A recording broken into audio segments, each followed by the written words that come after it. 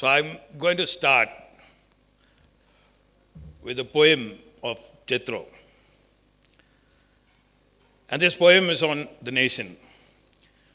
Some of you may know, some may not. Jethro was born a crippled boy, severely affected by cerebral palsy as well as by microcephaly. And the doctor said of him that he will be just like a vegetable all through his lifetime. His case was one of extreme disability.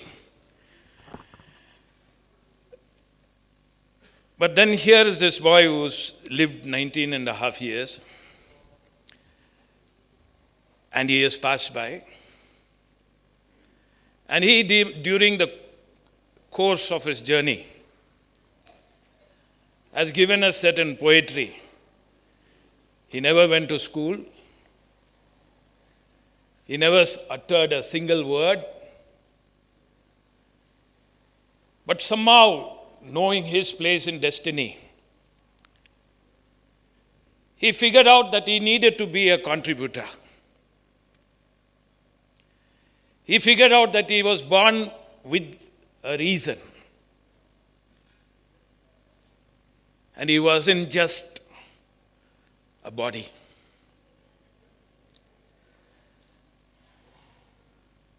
And the mystery is, he dug within himself. How it all operated within him is still a mystery. But then he drew from within the strength to conceive. And he drew from above the capacity to see.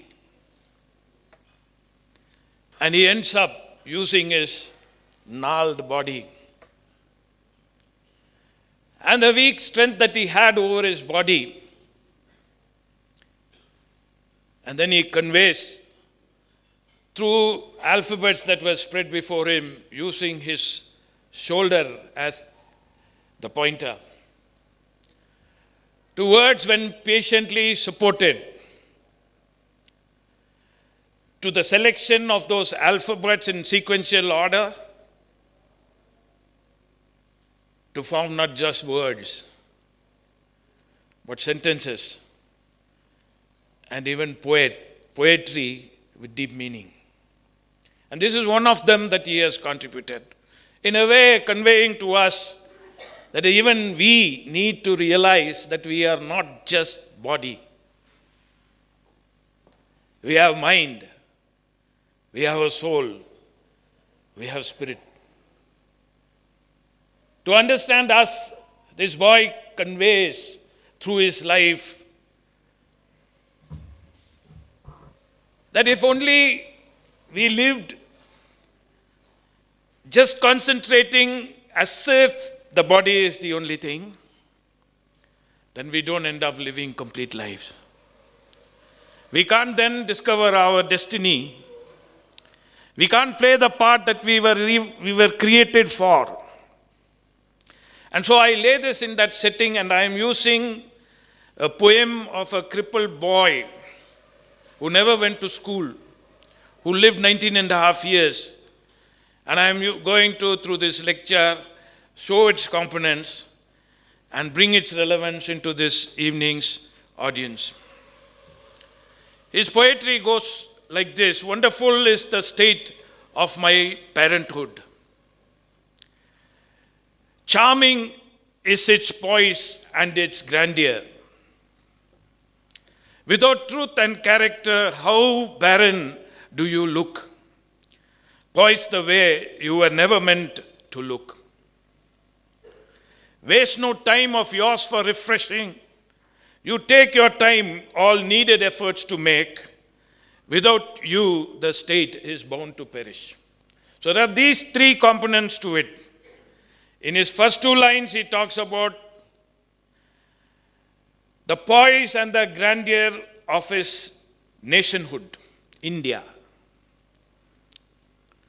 In the next two lines, he talks about how without truth and character being center, how barren the nation looks. Poised the way never meant to look. And in the third, he punches the force that needs to trigger each one of us and bring us to life, because he says, waste no time of yours for refreshing. There's no time. You take your time, all needed efforts to make.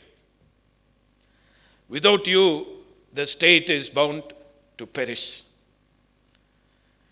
And having set that before you, giving you an insight of who this boy was, he happened to be my and my wife's second child. I want to present that this memorial lecture will become meaningful to literally everyone here. That we will never go out from here without being transformed individuals, with resolves made in our hearts and with power to follow. So getting into his first two lines, without wonderful is the state of my nationhood, of my parenthood, charming is its poise and its grandeur. I take you to our revered Indian Constitution.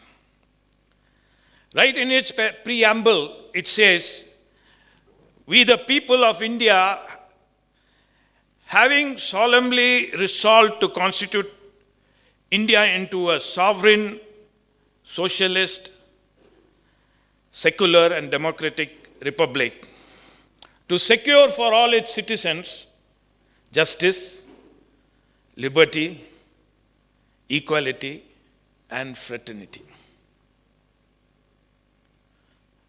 What better positioning can there be? We solemnly commit ourselves to be a nation that is sovereign,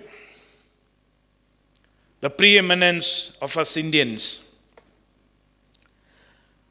socialist in intent, pregnant with meaning. Each of these words are secular and democratic. To secure, so the Constitution itself intends for us to secure as citizens justice, liberty, equality, and fraternity. You can hear many lectures, but converting that into life-giving ability is what really is the worth of that hearing. If we do not allow these thoughts and these ideals which were set for us by people, our own forebears, who fought to liberate us from the great empire, so that there is human emancipation, not for reckless living, for responsible living, with duty attached to each one of us all the time, every moment, in our thought, in our aspiration, in our action, in our plans, in our execution, as if it formed the breath of our life. The Constitution, I am saying, meant to reconstitute ourselves, everyone born in this nation, to bow before its greatness and its grandeur. As if that preamble was not enough. In the duties of an Indian citizen, in Article 51A2, there are 11 clauses. And each of them is impregnated with responsibilities that attaches to all of us, both then, now, as well as forever. In fact, that needs to be the defining characteristics of all of us, individually and collectively, for that to be the power that impregnates us.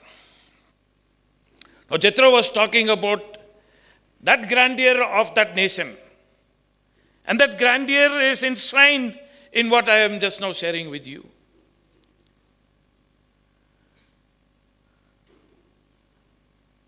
See in these articles of duty, every one of them, it shall be the duty of every citizen of India to abide by the Constitution and respect its ideals and its institutions, its national anthem and its national flag. And even the flag has significance. The simple point that I want to raise to us also learned and educated, what's the weight that these ideals have upon our conscience, upon our mind, and have bearing upon our character? Has this got catapulted and ejected out, and we are lost in a lots of things that we are so preoccupied with? It's a question that we need to ask ourselves as we solemnly consider what was solemnly granted to us. To each according to his asking. It's upon us to appropriate, to hold close, to live by, and grant it the direction, to allow for us the direction to our lives. And that's often seen as a missing element. So I am grateful for Jethro's life and the fact even of its passing away, so brief. And I am so grateful that his life was designed the way it was designed, because he speaks to us today. And that comes forth with power. And his life is connecting us to all what we are familiar with. But somehow we lost the balance. And we seem to be so clueless. And we are, of course, living with hope that things will be better. But somehow we see that our life is passing away and our strength is waning, and there doesn't seem to be any remedy. The days are becoming graver and grosser. And as was mentioned in the keynote address, we seem to think as long as it doesn't touch us, it's fine. So I continue you on this journey of looking at how grand is that vision that was enshrined in our Constitution. To cherish and follow the noble ideals which inspired our national struggle for freedom. Ideals of liberty, justice, equality, fraternity, human emancipation, and man returning to the honor and his stature was all, I believe. Otherwise, I can't imagine why would someone go and put themselves in jail. Would you and I do it? Educated, wealthy individuals too were in that. Who among us wants to give away their wealth and their luxuries? What was it that was compelling them so much in their hearts that they lost home, the love of their loved ones, and they suffered, and they went into ignominy and shame? For whom? For their own children. But because they thought that the children of this land were their own. And they considered that suffering and that sacrifice and that renunciation as a means for the ennoblement of all of us. And what a tragedy it would be if we were so contemptuously careless about all the privileges that we have got, and we have hooked on to a living thinking much only about how to feather our own coats.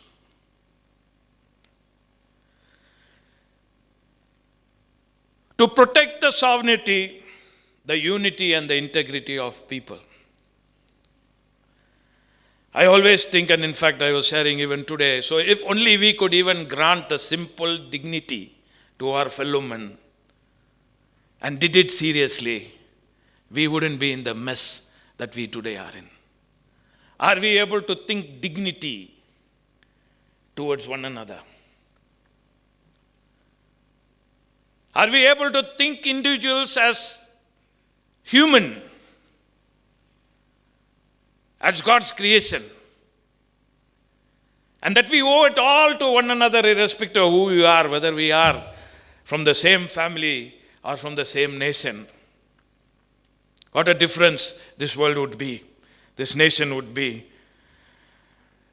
To promote harmony and the spirit of common brotherhood amongst his people of India, transcending religious, linguistic and regional or sectional diversities, to renounce practices derogatory to the dignity of women.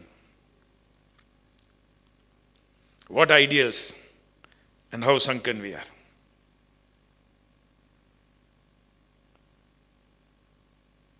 And we live in these times.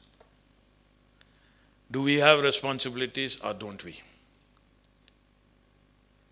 Is it sufficient if only we have got our daily bread and the nation goes to dogs? Here is this young lad, never went to school. And he teaches us that we need to also be mindful about it. He doesn't alone teach us that we need to be mindful, we need to really be up on our feet. Intensely occupied with the recovery that we need to recover, of restoring ourselves to the stature that is our entitlement and that is our duty. So these are not written for the sake of it being there on our walls. And when we begin to look at it from that perspective and we don't care, we rot.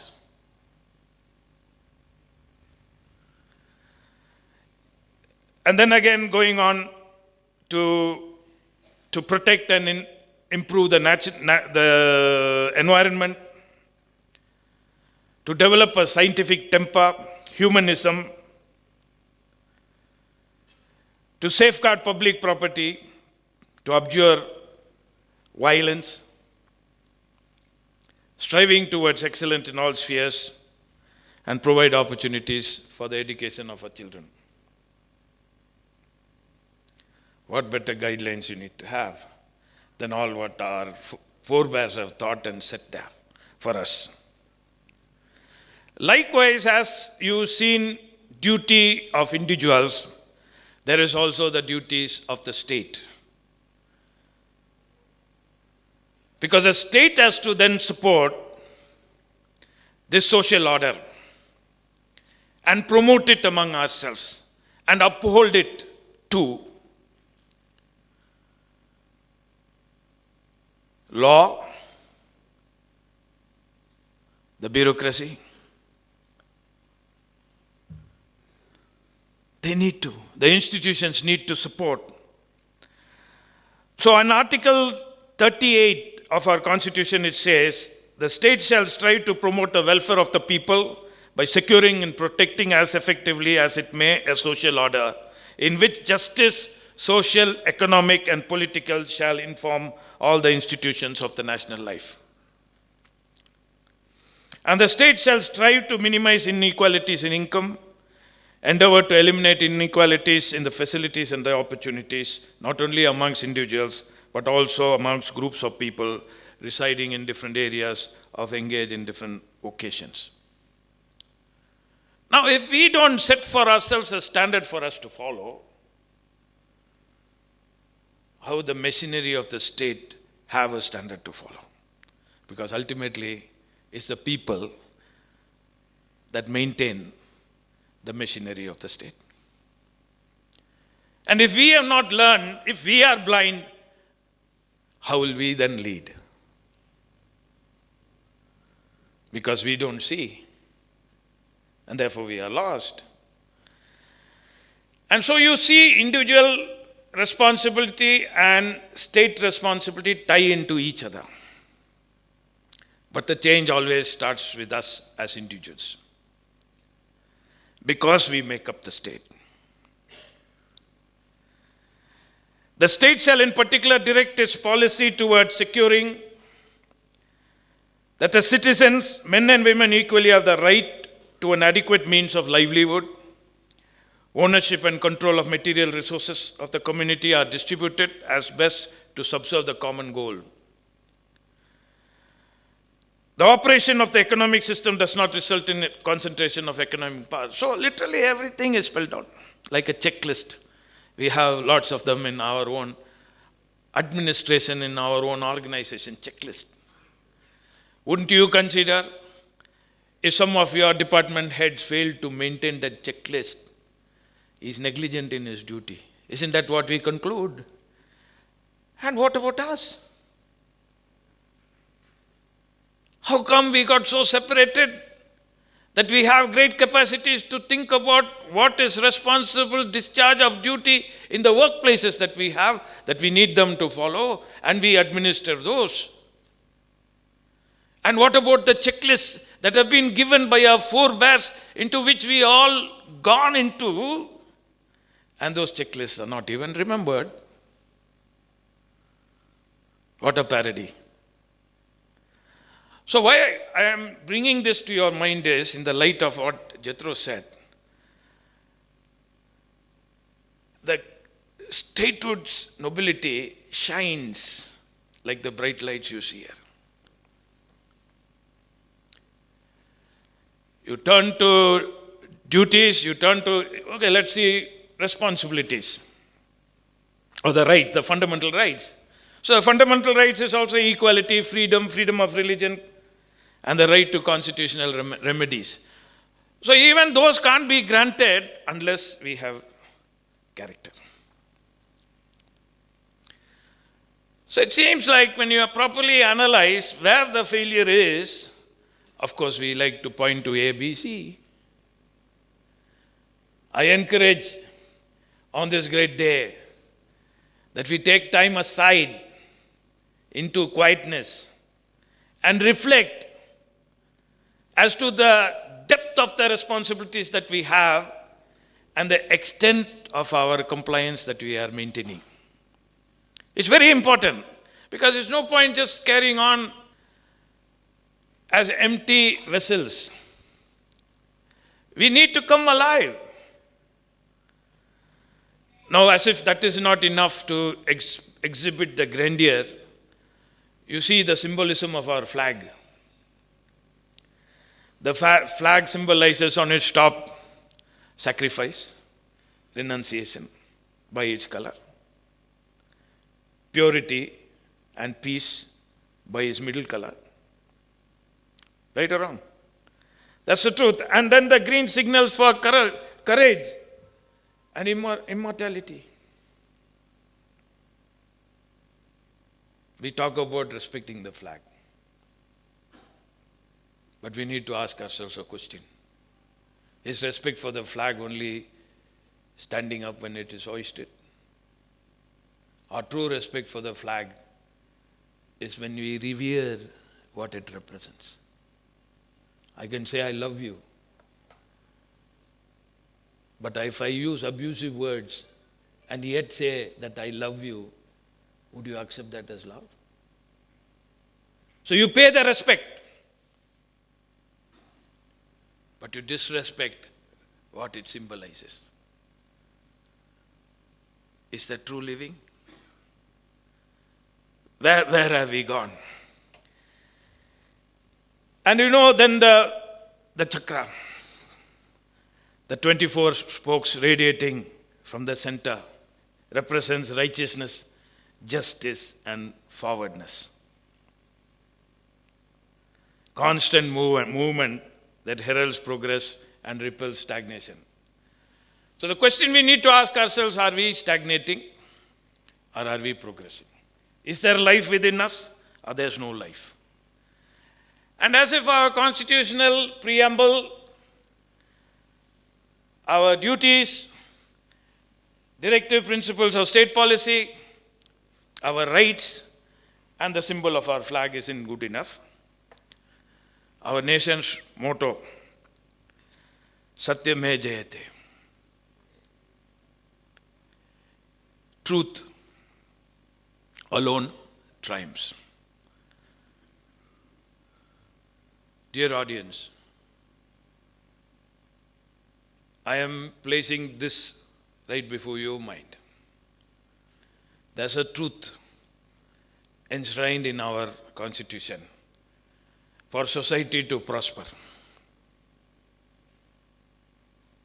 Is that truth an integral part of our lives in our daily living is a question.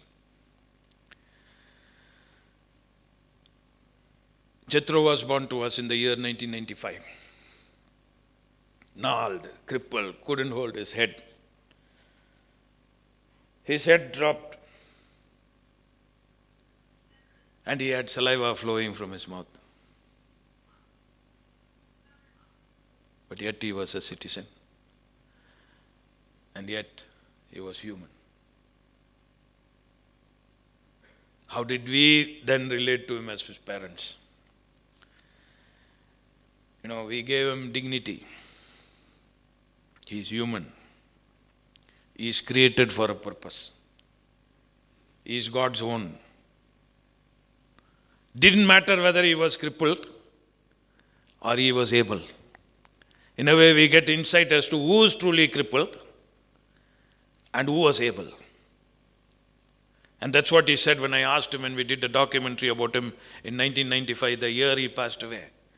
What is your thought about your physical disability is what I asked him.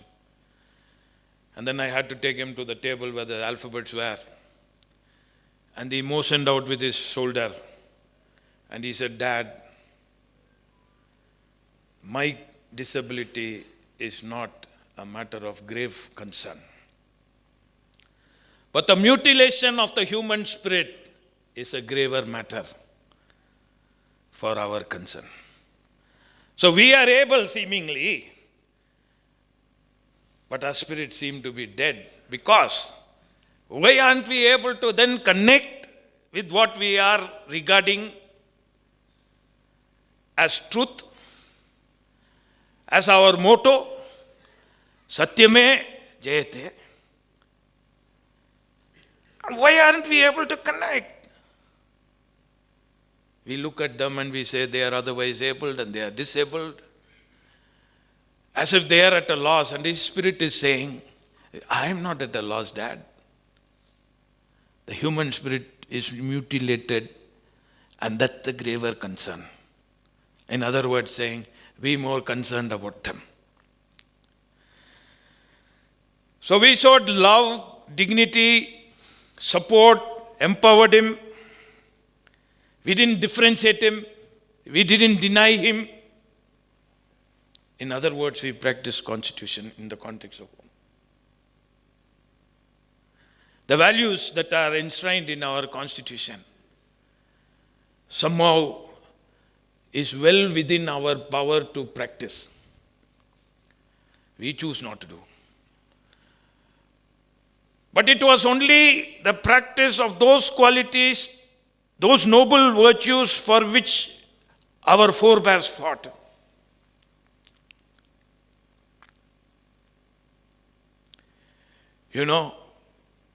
That gave life to Jethro. So a boy who was crippled today is the center of our conversation for the last 5 years since he died. And I know of a number of people in this audience also, even after his death, have come across his life through either his documentary or the literature. And I know even of instances of people who are about to die out of depression who are today sitting here in this audience. Because notwithstanding of all the depravity that Jethro experienced, of physical limitation, of no education, he embraced truth. And he is left behind a legacy. He is left behind, as an object for us to see and learn from. The essence of our Constitution implies preeminence of man in the dignity that is inalienably attached to mankind, and the responsibility that attaches to all of us towards one another thereby. And public duty involves moral duty, since moral ideals are enshrined in India's constitution. So you can't separate both. John F. Kennedy said this at his inaugural speech: "Ask not what the country can do for you, ask what you can do for your country." Ask what you can do for your country. So there's a moral obligation that each one of us have towards our nation. Public duty is also to maintain civic order. Civic order is to give us safely and support to live our freedom with dignity and responsibility. Civic responsibility represents attitudes and actions that are associated with democratic governance and social participation. Human responsibility, therefore, in the context of our nation, unleashes moral responsibility and accountability. Morality is the soul of society's existence. I repeat, morality is the soul of society's existence. And because we have moral ties one to another. And there has to be, therefore, an invocation of transcendence. We need power. We don't seem to have.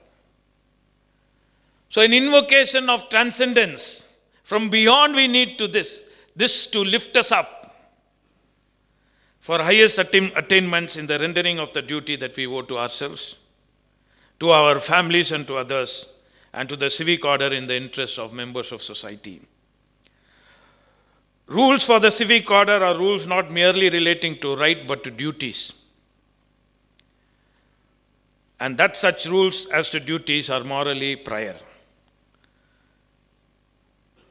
And the Seneca, the Roman Stoic philosopher, who lived between 4 BC to 65 AD, says this: nature does not give a man virtue.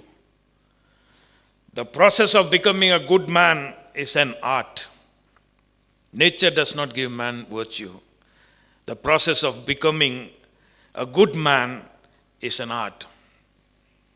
Drawing from our Purana Naru, I pronounced it a bit wrong. Where there is righteousness in the heart, there is beauty in the character. Where there is beauty in the character, there is harmony in the home. Where there is harmony in the home, there is order in the nation. Where there is order in the nation, there is peace in the world. You can't escape the fact that we all are moral beings. And our Constitution demands it of us to grant to ourselves moral character, or else those ideals will be empty. They wouldn't really sit within us because we never given it the right environment by desire to have them center in our lives. And then therefore the failure will be ours. The rule of law may be a strain its influx and its efflux never wavering. The righteousness of a nation is near, dearly tied to its course, uneven or even its terrain. How have we forced ourselves to the central theme of our commitment as a republic, which is public duty? Nay, it is morality. The second part, Jethro says, without truth and character, how barren do you look? Speaking about the nation. Poised in grandeur, how barren it looks without the truth and character. Poised the way never meant for it to look. So I am saying, we are the fastest growing GDP they boast. What if our police officers supinely surrender their independence of their responsibility and serve their lords, political lords, as slaves? What if our bureaucrats throw away their independence and dance to the tunes of their political masters? What if we still have a great constitution, but we act as if it does not matter, or also as who cares? What if operators of media like slaves pander to powers and withhold their duties to truthful reporting? What if artists, literateurs, musicians and dramatists stop short of capturing the pangs of a nation and the erosion of its character and the minutiae of its noble and pure aspirations of its people? What if, when our women are treated as objects of our clandestine pleasures, including as objects of perverse, violent rape? What if our schools stop teaching morals and character, leaving their influence to shameless, characterless, and nobility-absent jerks? What if our professionals ensconce themselves puerile and selfish, wanting to earn unscrupulously at whatever cost, and brandish themselves as servants of society? What if when many in power and unashamedly abuse it and use such powers for their personal ends and not for public good? What if we are bigoted and hate and murder others on grounds of caste and religion and even food we eat, and we remain unable to reject that spleen? What if men and women who are meant to be brave in their uprightness with virtues, judges, bureaucrats, police officers, parliamentarians and legislators and our media choose to be cowards, feigning power but empty inside? What if men and women maraud without guilt and shame and float around that their hideous, heinous crimes of regarding others as meats of prey suffocates the air? And what if men and women with external shows of tokenism of religion bay for the promotion of their power to rule and dominate and deny justice and abolish righteousness from the streets? What a travesty and what a calumny. I grieve that we became rapacious, arrogant rapists of Banwari Devi in a dusty village in Rajasthan and held back double wretchedly the wheels of justice. I am grieved that we have become weak, imagining strong goon legislators and rape in confinement of poor Dalit Sheila Nishad in Uttar Pradesh. It's a disgrace. Ogre-like maniacs, are they strong, raped and demon-like cannibalized the frail body of the medical student Nirbhaya in a moving bus in Delhi in 2012. It saddens that our vindictive appetite mixed with lust could drag and rape little 8-year-old girl Asifa Bano and then coarsely refute the wrong and defend the crime unjustly. Where has gone the moral power that got us our freedom, now finding itself assaulted and maimed? Isn't such bestiality a regression? Isn't such bestiality a curse? Isn't such bestiality a national disgrace? Or is this the national branding we want to be spectator to? It now seems that evil has been let loose by our lackadaisical response to cataclysmic assaults and affronts on our honor. Our sisters and daughters, aren't they?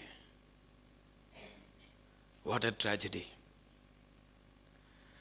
Traditionally and most tragically, most corporates saw themselves being cellular and singular in their responsibilities of building wealth for their shareholders. This isolated viewpoint redirected corporate competency, energy, and resources to depleting the world of its resources and winning gains to its operators. But nomad-like rendered human responsibility from being out of its camps. That such a far-reaching human activity of trade, commerce, and industry would think of itself so narrowly and deplete society and its environment of the vitalities of responsible behavior as dawned upon this segment of society, shamelessly awakened only to the painful consequences of its neglect. How sordid we are. Former Justice of India J.S. Verma says this: materialism has overcome professionalism and the spirit of public service, resulting in corrosion of the national fervor. David Hawkins, internationally recognized psychiatrist, physician, and researcher, says this: that in the human levels of consciousness, from 17 consciousness levels,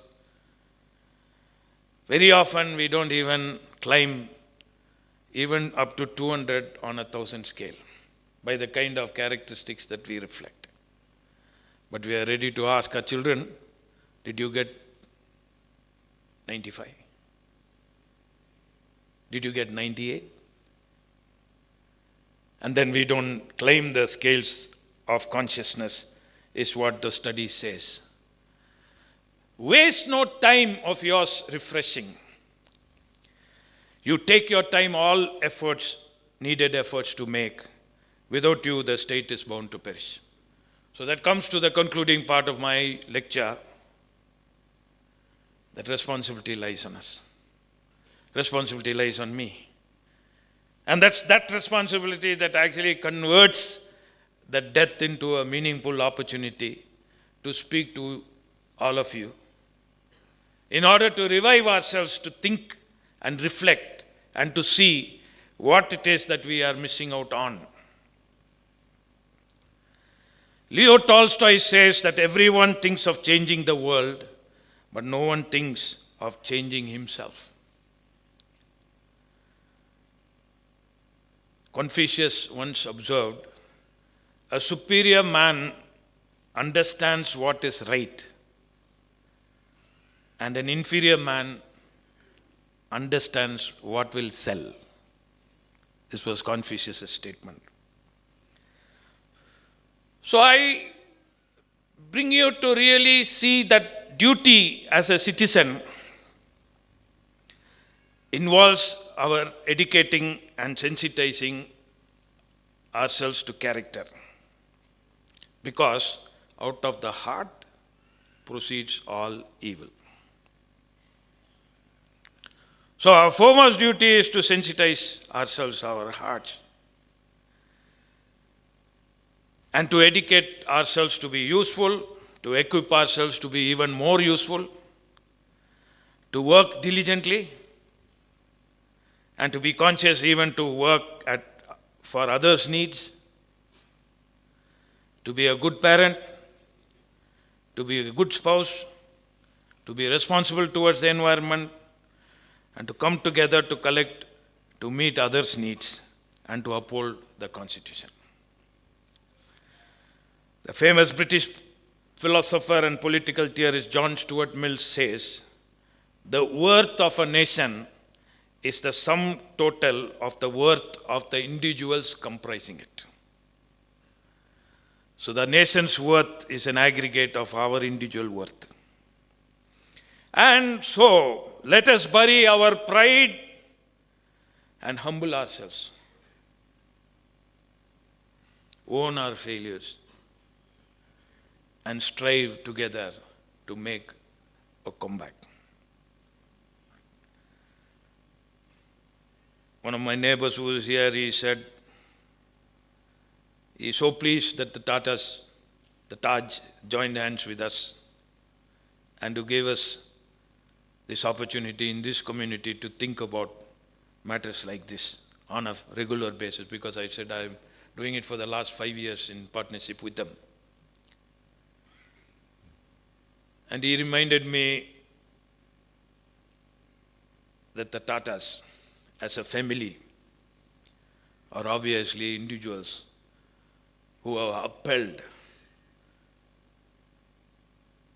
their responsibilities to true humanhood and to the nation. In fact, some of the material that I have actually brought to your minds are from an initiative through the Foundation of the Restoration of National Values. And there is a compilation of the book in which the foreword has been written by Ratanji. So as was earlier said, that the great mind thinks about what is right. And the lower mind thinks about what will sell. So we need to really awaken ourselves and to set for ourselves,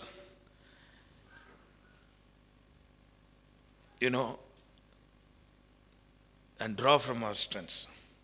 And what are the powers that are within us? We have faith. I had faith. Doctors wrote of my son, he'll be like a vegetable all through his lifetime. I had faith. God created him for a purpose. Faith. Who told me? Faith. My belief of the heart. That's a power. And even when I lost him in his sleep one day in 2015, I told my wife, we'd done all we needed to do. He did all he could do in his 19 and a half years. It was no point, even if he lived 90 years and lived without contributing. He's done his part. And as we titled in one of the newspaper articles that was released at the time in the Hindu, he came, he saw, and he contributed. And he's today conquering our hearts. There is strength within us. There is capacity for judging or discerning within us. There is power of love. There is power of influence, power of imagination, power of understanding. We have the will. We have capacity to order and to be orderly. And we have zeal. We have power to renounce. And we have life. This is God's gift to all of us, including for Jethro. And as the prayer of the songwriter goes, he says, "Let my tongue be silenced if I ever forgot you, God." The source of all virtue is God. We agree? And he says, "Let my tongue be silenced if I ever forgot you, God." So our wellsprings of life, the transcendence, the power from where we draw in order to be overcomers, comes from that wellspring, the tree of life. In Taj in Bombay is a tree of life that they set after the blasts. And there's the water flowing. And that's a universal symbol around the world. in many civilizations, there's the tree of life. Because we go dry. We lose sight. We wane in our power. Even though we are young. And we don't have that inner strength. Lots of things come and plague us. And so we need that awakening. And so I am saying this and setting it before your minds. When there is no intensity of pursuit, there are no great outcomes. You take any sphere in life, it has to be associated with intensity, with the whole heart. You do anything with the whole heart, with the whole mind, with the whole soul and whole strength, you will be excellent. People who win in Olympics do that. It's all trained, discipline, whole heart, soul, mind, strength. And I think we need to become a community that constantly speaks about these things. Our entertainers are not going to take us to great heights. You can get entertained and then you can become dry. Lots of disappointments and depressions are because of the elevation that entertainment brings and kinds of feeble aspirations that are set before them. And when not realized, depression kicks in. So I think unless we pursue these qualities with the whole heart, soul and mind and strength, it is difficult to get where we belong or where we need to get to. According to Earl Nightingale, a famous speaker, and was a Toastmaster also, for some of you who are interested in Toastmasters. In his research, and one of the things that he was very well known for, he brought out a fact that 5% of the people did well enough to make things matter and only 1% extraordinarily. And this is what I am here to say. If our intensity for fuller realization is less than 10 times our intensity for survival, then the goals of us becoming a great nation will be torpedoed by the vacuum in our soul. I'm repeating this. If our intensity for fuller realization is less than 10 times our intensity for survival, then the goals of us becoming a great nation will be torpedoed by the vacuum in our soul. You are the one most responsible for yourself. My thoughts raised to the beauty and the marvel of color that is around, and hopes endlessly that the innermost of us, humanity, will be arraigned with the beauty of humility, purity, and love. According to Stephen Covey, in the 8th habit, from effectiveness to greatness, as he writes, he says, find your voice and help others find their voice too. So let's develop, as he says, our mental energy into a vision, our physical energy into a discipline, our emotional energy into a passion, and our spiritual energy into conscience.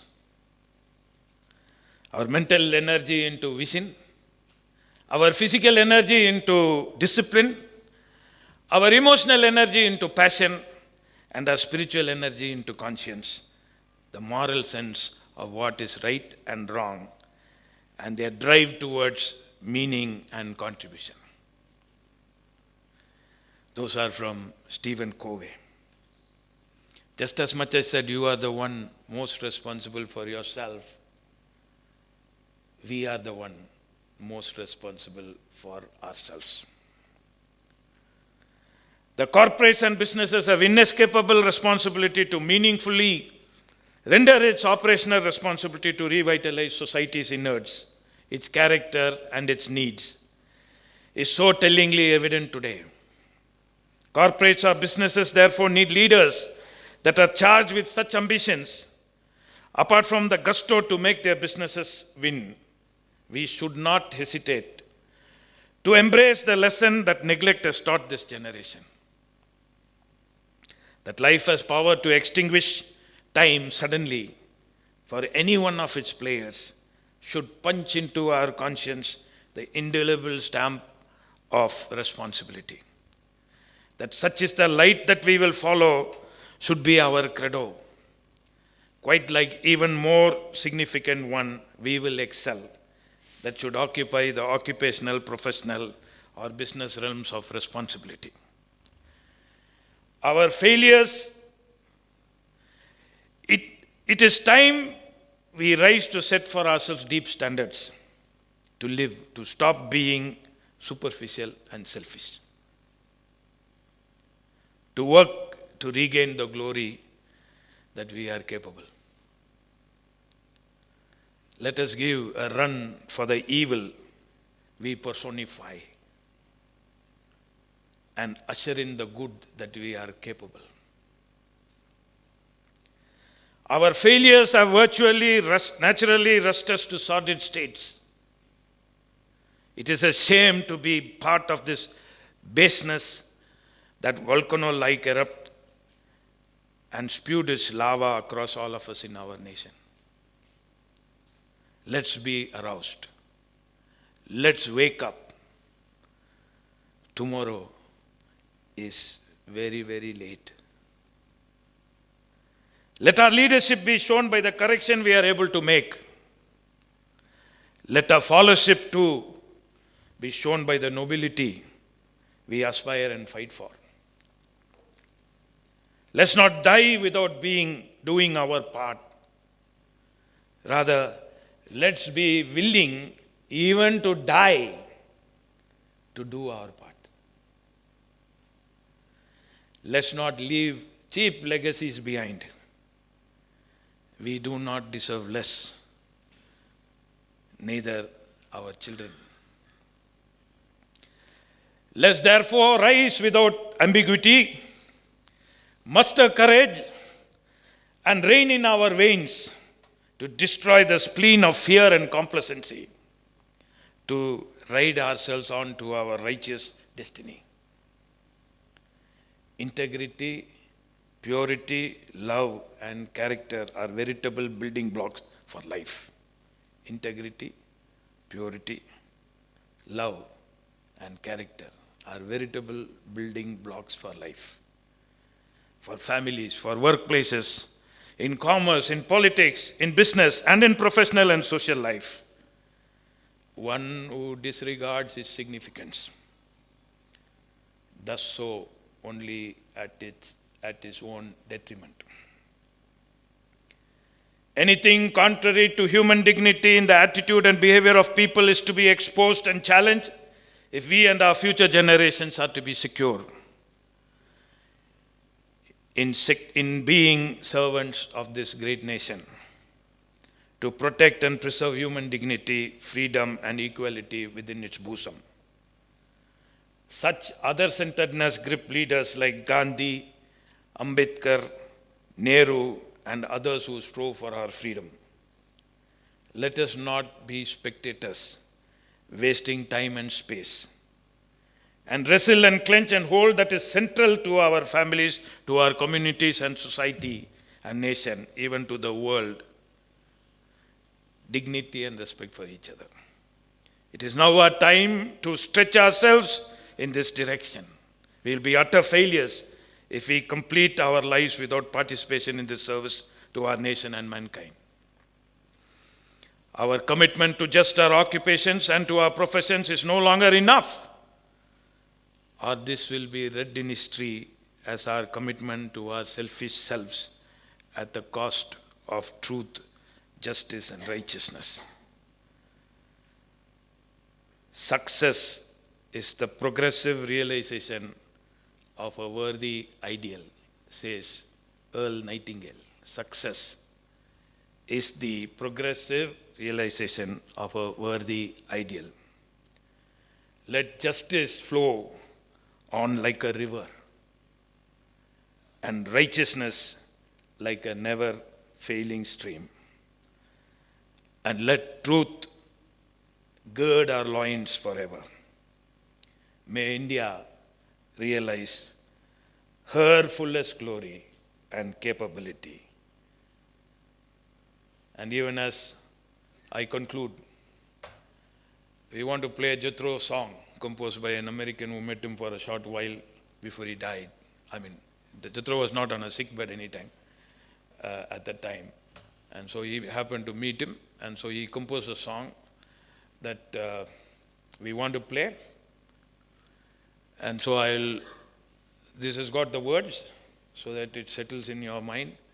And so we ask all of you to rise on your feet. And so as this song plays, we can join in and as a tribute to that soul that left a legacy for us.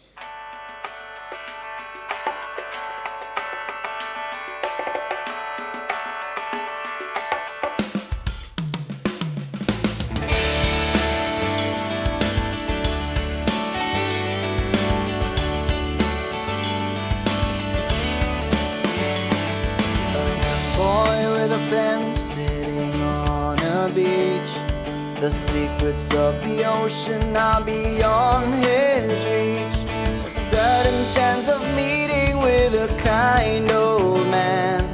Now a snorkeling set in his hand. I want you all to see the mysteries of the sea. I want your heart to swell.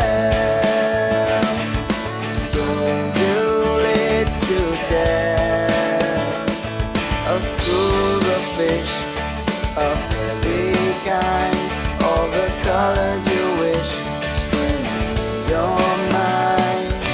I want you to see below the surface of me.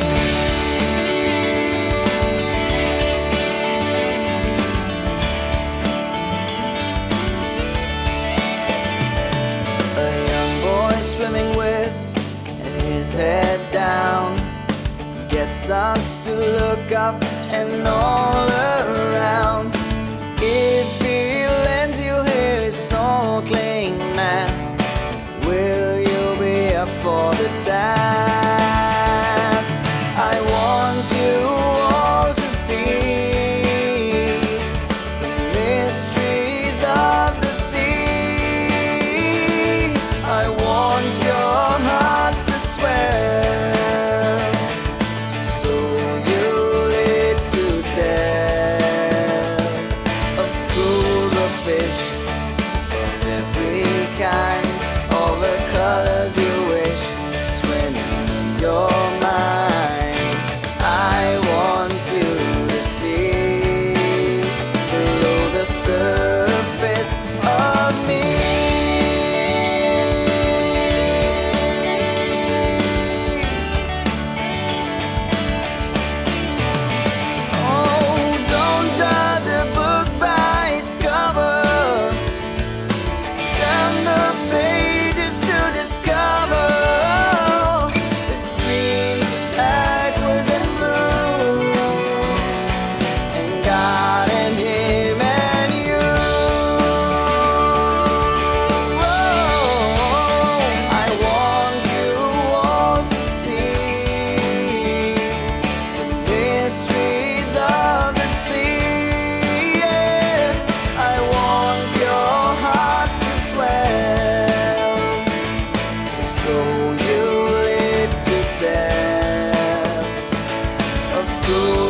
Fish of every kind.